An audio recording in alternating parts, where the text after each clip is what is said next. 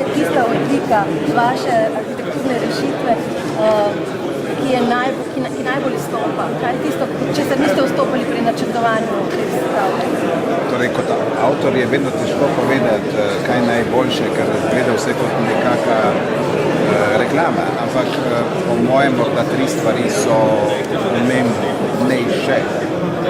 Ena je, da pravzaprav ta monolit, ta nebotičnik ni preveč visok, 72 metrov, odgovarja mestu, torej ni en narcis, ni nek egoist, ampak je tako narejen, da različne ploskvene fasade pravzaprav gledajo na Kamniške Alpe z ene strani in z druge strani pa posrkavajo, dialogizirajo, govorijo z gradom.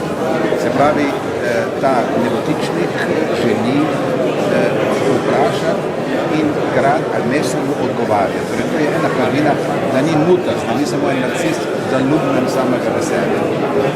Ta druga karakteristika je, da je pravzaprav kot nek kristal, ki skuša ujeti posamezne svetlobe. Se pravi, naj bi tako izgledalo, da vsako minuto menja kožo. Ja? Torej je nekaj kristalinega, torej ni en tak samo pravokotni nebotičnik, ampak hitra menja malce svetlobe. Tretja stvar, da je pravzaprav zelo ekonomičen, ker smo pazili, da se cene olja in vsi ti fenomeni 20% več, torej smo pazili, da ujamemo tudi čas v tem objektu in da skušamo dati investorju en odgovor, ki ni samo estetski, ampak je tudi ekonomičen.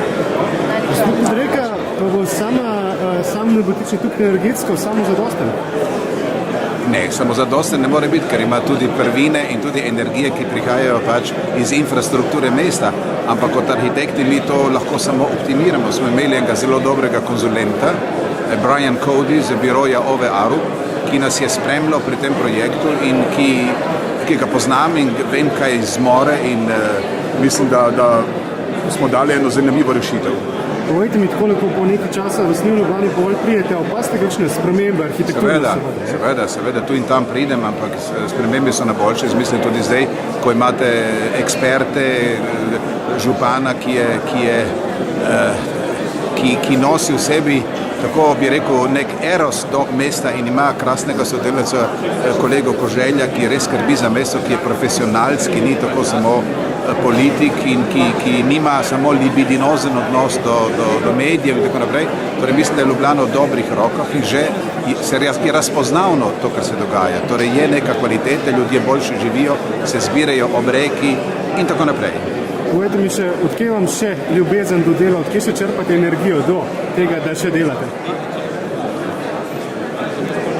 Vsako jutro vzamem eno pilolo z vitaminami. Hvala lepa.